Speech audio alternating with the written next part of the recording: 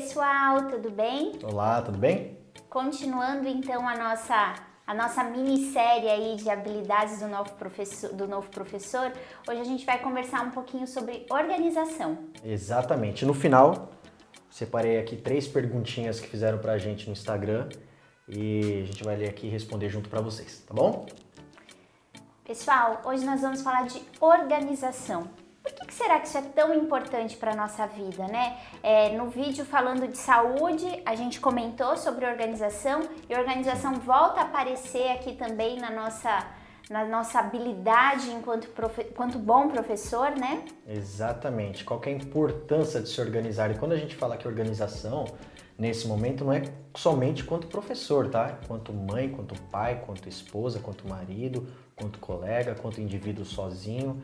E quanto aluno também, né? Quanto aluno também, exatamente, porque não deixa de ser uma profissão, né? Estudante é uma profissão. Então, se você é organizado com as suas pequenas coisas, você pode almejar e ser organizado com as suas grandes coisas, né? Então, como construir uma base sólida de organização, tá? Esse é o que a gente vai discutir aqui hoje. Exatamente. Às vezes é muito comum a gente ver professor aqui na escola falar assim: ah, mas eu não tenho tempo para nada, eu corro o dia inteiro, eu não tenho tempo para nada, queria agora dando aula em outra escola, porque professor às vezes tem essa prática, né? A gente chama de dobrar, né? A gente dobra. Eu sou um professor que dobra. Exatamente.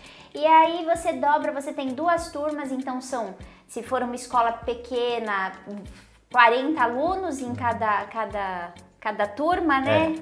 Se for maior, esse número dobra. Como dar conta de tudo isso, né? Como pensar numa avaliação, como organizar a aula, como corrigir as atividades, como ter foco no aluno com tudo isso, né? Exatamente. Eu sou mais do Excel. Eu organizo as minhas coisas, e quando eu falo minhas coisas, é aula, finanças, o planejamento anual que a gente tem que fazer, as coisas pro CAI, né? Para quem é da rede pública, a gente sabe que tem o CAI, todo final de bimestre, trimestre, dependendo do modo como sua prefeitura trabalha. Eu já funciono mais na parte do computador. Isso não significa que você tenha que fazer no computador. Existem aqueles planners que você coloca na parede. A Mônica tem a lousa na sala dela, é semanário, né? Não, a minha é mês. É mensal. Ela é mensal, então ali já tá tudo anotado. Uma coisa que eu falo importante, coloque no papel, eu sempre falei isso, as coisas mais importantes da vida vão para o papel. Você já parou para pensar nisso? Olha só, você vai casar, é um momento importante, não deixa de ser um contrato, você tem que assinar o contrato. Você vai pedir um empréstimo no banco, você não simplesmente entra no banco, dá um aperto de mão no gerente e sai de lá com dinheiro. Existe um contrato para você assinar. Financiamento de uma casa, existe um contrato para você assinar. Nascimento, você tem lá os documentos para assinar. Tudo que é importante vai para o papel. Então tenha o costume de criar metas, traçar um planejamento a curto, médio e longo prazo. A ideia é a seguinte, quanto mais alto você está, maior tem que ser o seu poder de visão. Se você está a pé, você precisa enxergar metros à sua frente. Se você está de carro, você precisa enxergar quadras à sua frente. Se você está de avião, você precisa enxergar quilômetros à sua frente. Então, quanto maior o seu nível de trabalho profissional, social, maior tem que ser o seu poder de visualização. Anote, trace metas. Organize o seu dia a dia, pessoal, profissional. Organize o seu mês, a sua semana, o seu ano. É claro que no meio do processo pequenas mudanças podem acontecer, mas ainda assim você já tem uma ideia de como você pode se reorganizar, de como você pode ajustar aquele seu primeiro planejamento. É muito importante para o nosso cérebro essa previsibilidade. Eu já comentei isso no outro vídeo. O nosso cérebro ele precisa saber o que vai acontecer. É muito ruim ser pego de surpresa a todo momento, tá? Então organize. Para ir o seu domingo, o seu final de ano, aproveita aí as férias, professor, dezembro, né, tá chegando, já começa a organizar o seu 2021, já começa a pensar no seu 2021. Pais, alunos também, na verdade isso é para todo mundo, né? Quando a gente fala essas novas habilidades do novo professor, são as novas habilidades de qualquer profissional. Exatamente, a Mônica sabe, eu faço por exemplo, organização financeira. Eu tenho minha planilha do Excel, que inclusive, se você quiser um planejamento financeiro pessoal, tá, ou familiar, me chame no Instagram, pelo direct, ou a Mônica, ou eu. Se identifique e peça. De graça, a gente vai disponibilizar para vocês. Eu vou disponibilizar minha planilha com os campos tudo certinho para você colocar despesa, receita, faturamento, para vocês baixarem no Excel e poder começar a utilizar, tá ok? Então, ela sabe, eu faço meu planejamento financeiro. Tem momentos que eu faço para um mês à frente. Hoje eu estou num período que eu estou fazendo há 2, 3 meses à frente, para eu poder chegar no final de ano com metas cumpridas. A gente acha que às vezes cumprir uma meta é muito difícil. Por exemplo, eu preciso juntar 10 mil reais. Se você falar que juntar 10 mil reais parece pesado, mas se você dividir isso em 10 dias, cai para R$1.000 por dia. Se você dividir em 100 dias, cai para R$100 por dia. Se você dividir em 1.000 dias, cai para R$10 por dia. É muito mais fácil você conquistar R$10 por dia do que você conquistar 10 mil em um dia só. Então, fragmentar o seu planejamento é super importante. Eu falo por experiência própria, não sou aqui nenhum guru de finanças ou organização, mas é o que funciona comigo. De onde que eu tiro isso? Aprendendo com os melhores, aprendendo com os grandes, tá bom? E não só a organização financeira, tá, pessoal? Organização de vida é muito importante. Às vezes a gente... Thiago falou de finanças, falou aí de 10 mil reais, mas às vezes a gente se perde no nosso dia a dia. Eu, muitas vezes, antes até de me conscientizar da importância de ter uma organização diferente, um plano de dia diferente, eu às vezes trabalhava o dia todo. Tô dentro da escola, tô trabalhando o dia todo. Chegava em casa, eu ainda ia fazer coisas de escola que não tinha dado tempo de eu fazer. Isso é falta de organização. E aí a gente fica tão estafado, a gente fica tão cansado, e é um cansaço mental, que você pode dormir no dia seguinte, você vai acordar do mesmo jeito cansado. Então assim, é importante organizar. Bom, meu dia eu tenho 16 horas de produção efetiva, como é que eu vou dividir o meu tempo, né, nessas 16 horas? O que é que eu vou fazer das 8 da manhã até as 10? Tenha lá tudo anotadinho e tente cumprir esse horário. Você vai ver como seu dia vai render muito mais. Não esquecendo, deixa o celular de lado, a gente perde muito tempo, muito da nossa organização fica para depois porque a gente perdeu tempo no celular, nas redes sociais. Fica a dica. Exatamente. A sensação de missão cumprida é satisfatória demais. Eu adoro as segundas-feiras, eu sempre falo isso para você que acompanha lá no Instagram. Uma dica? Nos siga, acompanhe nossos stories, você vai ver como que funciona, como que a gente faz. Tudo que a gente está falando aqui é que a gente consegue colocar em prática, com esforço, dedicação, bastante estudo, tá? E desempenho. Uma dica para você começar o seu dia com uma sensação de missão cumprida, se você não o pratica, arrume sua cama. Anote o que você vai fazer no dia. Vai ticando as pequenas coisas, não precisa ser as grandes coisas. Você vai começar a ter uma sensação de, nossa, cumpri mais uma missão, mais uma tarefa cumprida. Isso vai gerar no seu cérebro substâncias que te tragam prazer, que te tragam autoestima. Então, além de subjetivo, isso é muito mais científico. Pequenas conquistas devem ser comemoradas.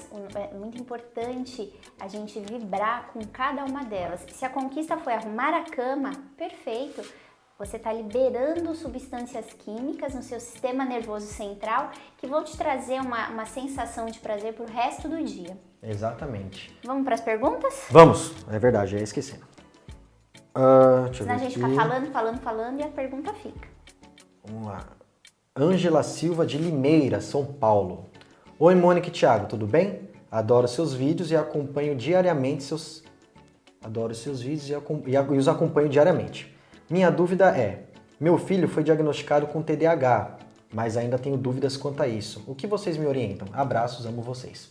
Um beijo. Beijo, Ângela. Obrigada pela pergunta. E assim, eu enquanto neuropsicopedagoga, a gente tem visto aí muitos casos, muitos diagnósticos de TDAH.